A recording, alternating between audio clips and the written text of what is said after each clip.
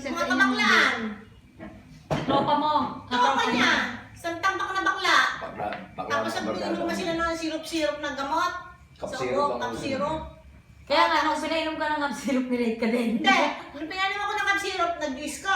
Niyaya ako mag-disco nila. Disco. Abay, nagdi-disco ako, dumidilim na yung paningin ko. Ngayon, naramdaman ko na lang, hatak-hatak na ako. Yung, ano na ako, lungay-ngay na ako. Tapos inakit na ako sa taas. O, tsaka mo ngayon ako binira. O, Ano ba? magkakasinungaling. Hindi.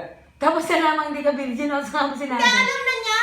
Kaya nga sumama na ako sa kanya dahil sinabi ko sa kanya, hindi na, may anak na ako.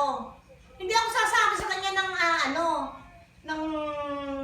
kasi nga, hindi ko nga alam na ganun na ang babae pala sa Maynila kahit 10 na ang masahod sa'yo, kahit na ilan na anak mo, kung pwede palang.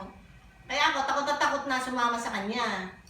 Pinagtapat ko muna sa kanya yon, kaya pumayag na ako na sumama sa kanya. Pero hindi ko naman alam na pagpaplanuhan nila ako ng mga Ano nila? Ibig sabihin, pati yung mga bakla kasama sa Pinainom niyo nga ako ng gamot Hindi, kasama ka lang kasi nagda-drugs kami noon.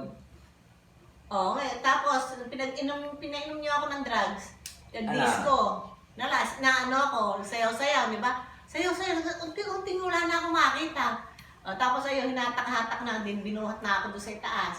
Doon na ako inupakan niyan. 4 na beses, parit-parit. Tinga-akit, tatatanda ko, tinga-akit, bababa ka. Kung ano ka. Bambino. 2 babae lang ako naka-4 na beses eh. Ha? 2 babae lang sa buong buhay ko. Kasi pag nakaisa ako, ayoko na, gusto ko na sipain eh. Mais ka.